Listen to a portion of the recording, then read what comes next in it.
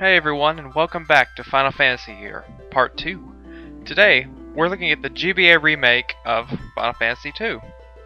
This game is very important in the history of the series. We get Cid, chocobos, and a move towards the more cinematic approach the series is now known for. This is certainly not the best the series has to offer, but it is overshadowed a bit too much by the groundbreaking first entry and the refinement of the later installments. So, without further ado, let's dive in. This is an in-depth review, so there are going to be spoilers all over the place. Just warning you now.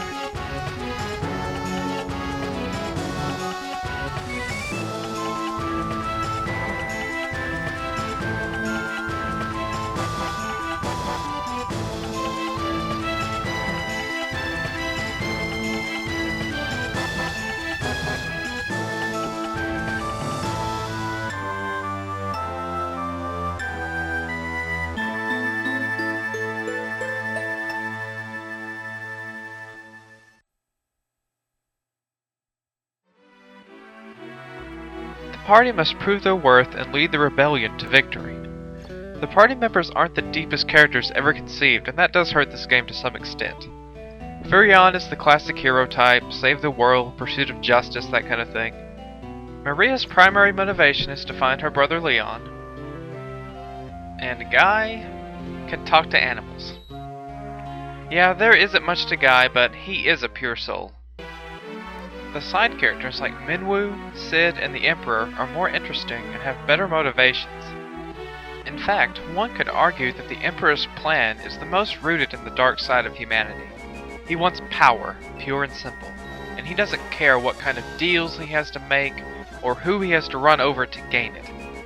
He doesn't want to destroy this world, no. He wants to control it, even if that means he has to drag everyone into hell. He knows his ambitions, and is relentless in his pursuit. When you put the Emperor up against anyone else in this game, in terms of character, they all pale in comparison.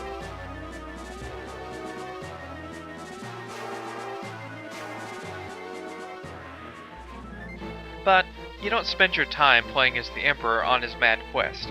You play as Furion and friends. Fortunately, the fourth wheel characters that join you as the game progresses are decently developed with solid motivations. Minwu is devoted to the royal family and will do whatever is commanded of him. He also has a strong heart and a sense of justice to serve the greater good, and will assist the party with his powerful white magic. Yosef is a gruff man who cares deeply for the people of his town, especially his daughter Nellie. He will go to any lengths to protect those he cares about. Gordon gets the most development out of the rotating port spot. He's a bit of a coward and has always lived in his older brother's shadow. He grows to become a great leader and one of the more fascinating characters in the story.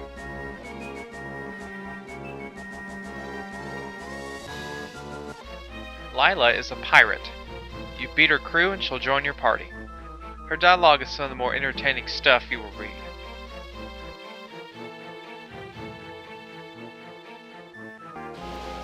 Even though not a party member, Leviathan is introduced and will play a bigger role in the future games, but it is important to note that he got his start in Final Fantasy II. Ricard is an honorable dragoon who is searching for the Ultima Tome. He has great pride in his people, and is willing to sacrifice himself for his allies if need be. when Leon finally rejoins the party, you will find that he read the Shishio's Guide to Governance somewhere along the way. He is a bit underpowered when you first get him, but he quickly grows to become a powerful ally. The Final Fantasy series is not a long and continuous story. Rather, each game exists in its own world and doesn't interact with any of the others. Dissidia doesn't count, and we'll deal with the after years later. Anyway, don't expect to go to Cornelia or any other location that was in Final Fantasy I. You will explore similar locations such as towns, castles, caves, and the like, but this is a new adventure with an all-new cast and more mature themes. Death and sacrifice are prevalent throughout the story, and several allies, major and minor, are killed as the story marches on. 3 of the 6 fourth wheel characters die, marking the first but not last time party members are killed.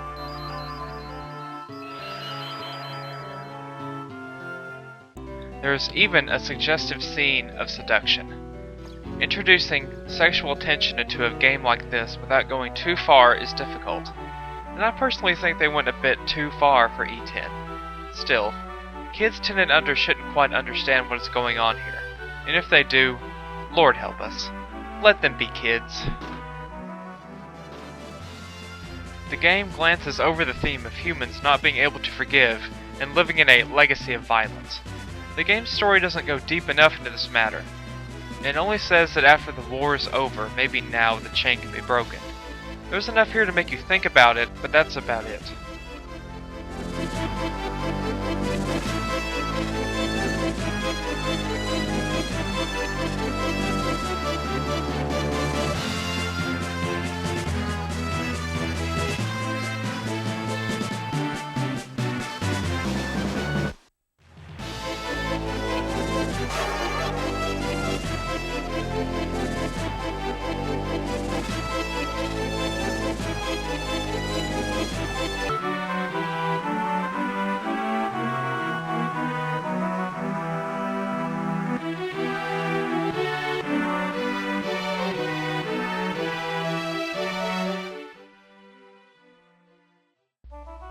Gameplay carries over some of the original aspects of the first game, but Final Fantasy II offers several new twists of its own.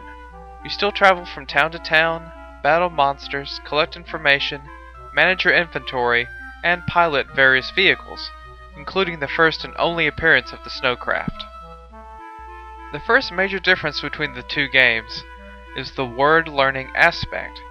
When you talk to NPCs, sometimes a word highlighted in red will appear. You can then use the Learn option to commit the word to memory. For example, Wild Rose is the password of the rebels. When you approach Scott and Flynn, he will assume that the party is a band of mercenaries or something, just wanting to make a quick buck by turning him into the Empire. But when you say Wild Rose to him, he will know that you are his allies and will pass down his information and his family keepsake. This is just one example. It is used throughout the entire game, and it is crucial to learn as many words as you can. Combat is the same and yet completely different. You have the same attack options: attack, magic, items, and flee. The equip option is now in the items section. After you select an item, go to the very top and your equipment will appear. You can change your weapons and shields instantly and it doesn't waste a turn. This game also lets you put party members in the front or back rows. In the front row you deal more damage with melee weapons but take more punishment. In the back your attack power is cut in half, but so is the damage from physical attacks. Bows and magic deal the same amount of damage from either the front or the back, so if you want to protect a character for a while, equip a bow and put him in the back row. You can't have your entire party in the back row though. Someone must always be in the front. The thing that makes Final Fantasy II stand out from the other games in the series is the character progression system. You don't level up in this one. Rather, your character stats change based on what you were doing in combat. The game keeps track of what you do by the way of visible and invisible counters. Let's say Furion attacks with a sword. His sword level, which can be seen in the status menu, will slowly rise until it reaches the next level. The higher the level, the more powerful and accurate his sword attacks will become. It also has a hidden counter that will raise his strength. It works the same way on defense. The more you get hit, the better chance your stamina and HP will rise after battle. Magic is the same, use it often and your MP and magic prowess will increase, though there are two different stats for black and white magic, intelligence and spirit respectively. This is simultaneously the game's greatest strength and weakness. Every character can equip every piece of equipment, and learn every spell, but some are meant to melee and others are better with magic. The grinding is much worse than in Final Fantasy I, plus you can cheat the system by attacking yourself. Unfortunately, to grow strong you're going to have to spend time fighting random battles against weak enemies, attack yourself with weapons and magic, heal, and hope your stats go up, because sometimes they don't. If you just plow through the game you don't have to do it a lot, but you will have to do it at some point. It's boring and it makes the game's progression feel uneven, even if it does give you an advantage early on. Before we start this category, I now realize that the location section from the first review is redundant. I'll cover both at the same time in this section. The graphical presentation is a slight improvement over Final Fantasy I. The environments are better detailed, the character sprites have more personality, and the battle screens are more consistent with the map locations. One thing that Final Fantasy I clearly has over this game is the better peripheral backgrounds. For example, Final Fantasy I has the clouds in the back of the flying fortress, or remember back to the caves in the sunken shrine. Final Fantasy II has black outlines the entire game. Now, Final Fantasy I had some of those too, but it just seems lazy considering that both games are on the same cartridge. Final Fantasy II has about as many mini cutscenes as Final Fantasy I has, and they range from okay to fairly impressive. The Dreadnought Rising and Entering the Cyclone are my personal favorites.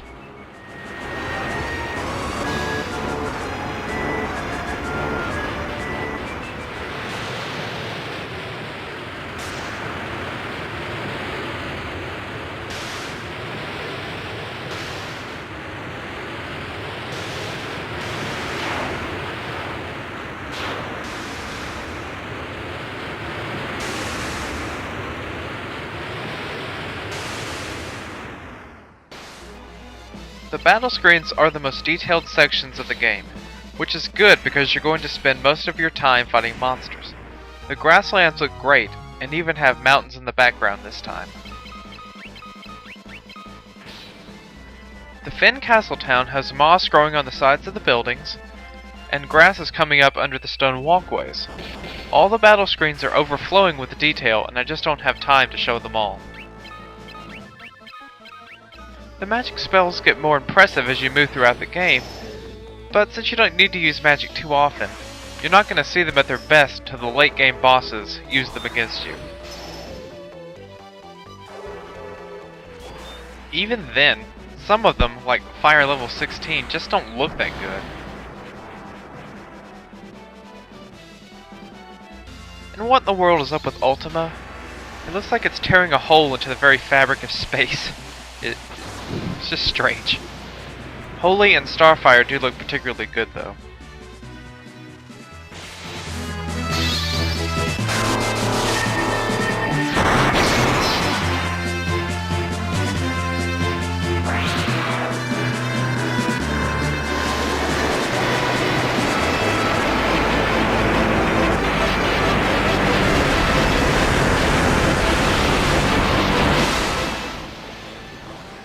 The locations are nothing out of the ordinary.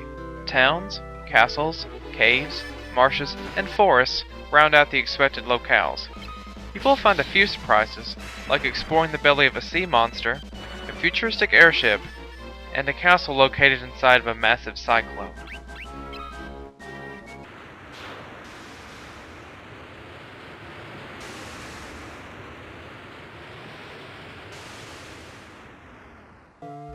Most of the towns have similar layouts and building structures. The only difference is climate. Katria is a water-filled area that produces trees and beautiful green grass. Salmon is the complete opposite. It is an Arctic area and snow is everywhere, giving the place the feel of a Christmas village. The only town that strays from conventions, even the world map icon is different, unheard of, is Mysidia. This town looks older than the others. The buildings look as if they are made of cobblestone, roads look more eroded, and the insides of the buildings and the shops even have a different architecture. The graphics work together to create a cohesive experience, as well as a beautiful one. The team once again did a wonderful job of upgrading the graphics while preserving the spirit of the original version.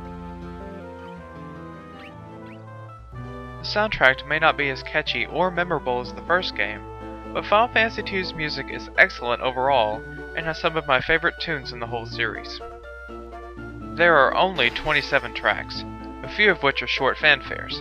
Don't let the small number fool you. The game does a wonderful job of expressing the game's many personalities. Dominating war marches,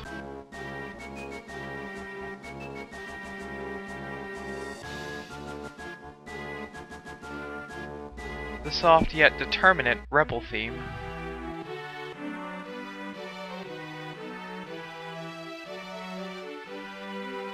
the gentle town theme,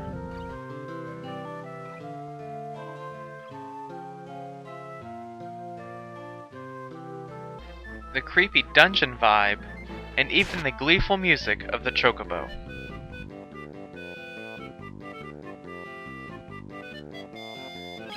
The common battle theme isn't one of my favorites, especially the beginning of it, but it does have a good middle and ending.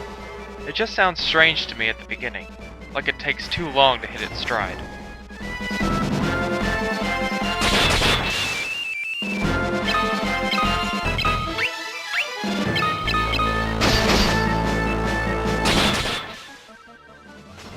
However, in my opinion, the boss music in this one stands toe-to-toe with any other game in the series.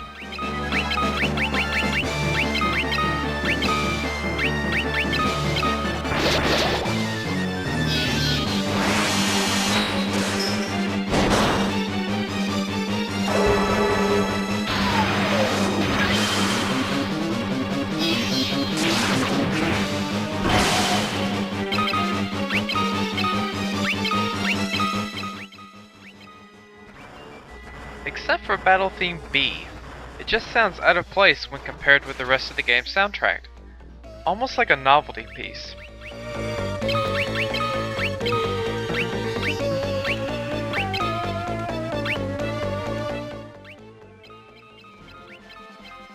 The sound effects are what you would expect. Swords have a more metallic sound and fare better than the first game, axes have a crushing sound, makes it sound a little quirky but work, and so forth.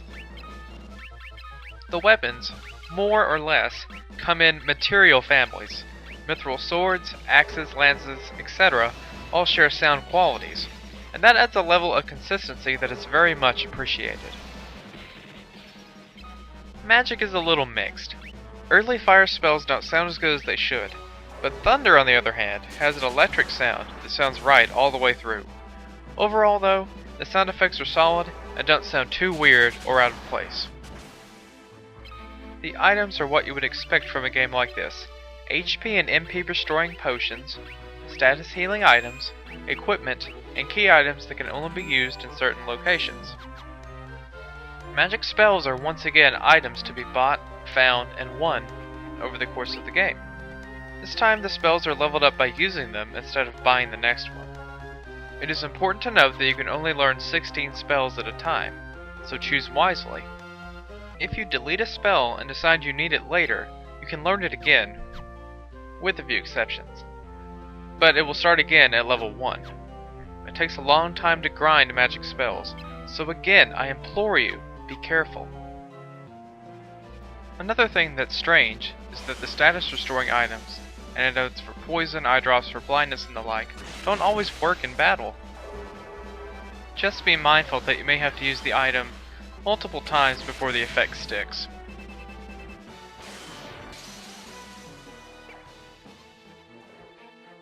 Similar to Final Fantasy I, there really isn't much to complain about in terms of how the game runs.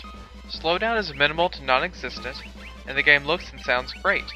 The biggest problem I have with the game, as to many other reviewers, is the character progression system.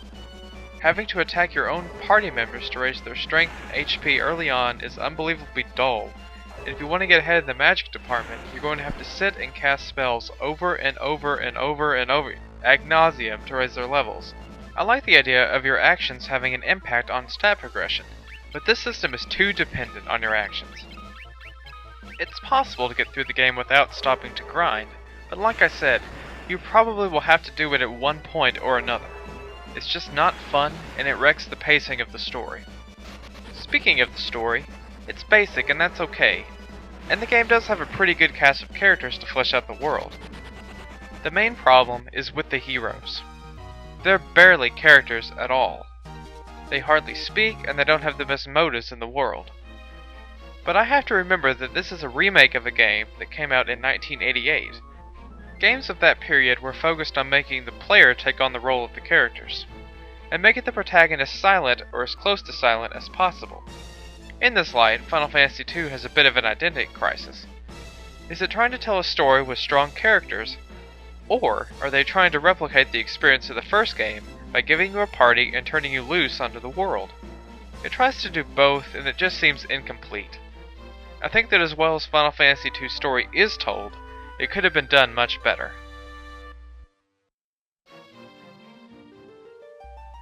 Just like the other game on the cartridge, the options are limited. On the main menu, you can select your game, look at the bestiary, and after you beat both games and have clear files, you can access the music player. In-game, you have the dash option, cursor memory. I never used this option, but it saves your last action in battle and puts the cursor back automatically. Message speed. The lower the number, the faster the dialogue windows move. Window color, and the bestiary once again. The bestiary lets you see the stats, weaknesses, and possible item drops of all the monsters you have defeated. And that's about it.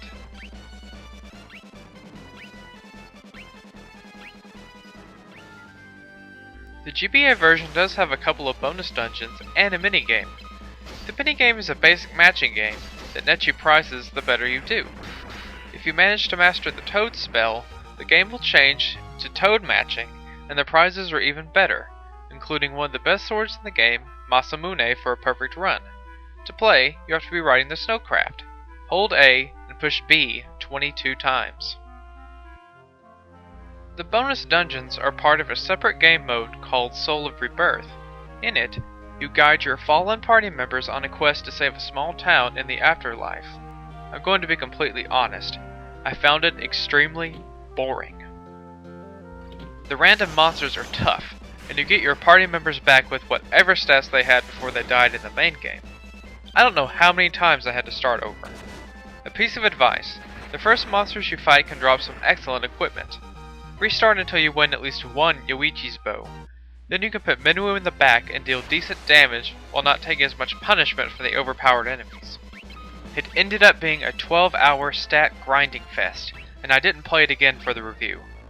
It features a couple of old bosses and recolors of old bosses. It even takes another shortcut by mirroring the last areas of the game. Here, take a look.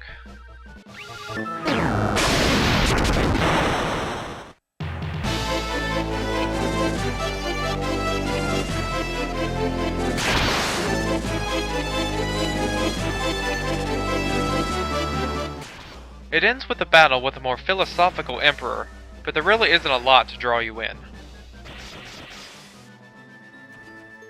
This game can be as easy or as hard as you want it to be. If you stack grind early, most enemies will be a cakewalk, but if you don't, be prepared for a challenge. You will probably have to sit and increase your stats at some point, and it gets very tedious. The battles just tend to drag on too long. As for the version differences, it's about the same as Final Fantasy I.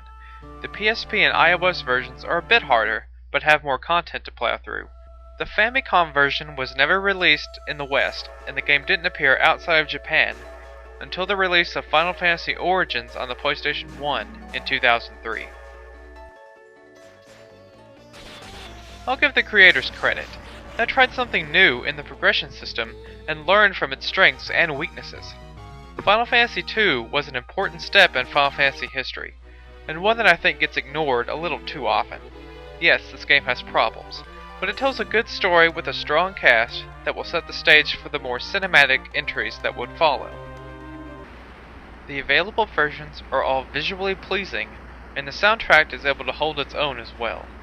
There are no major technical problems, and overall it's a good game and worthy to bear the Final Fantasy name.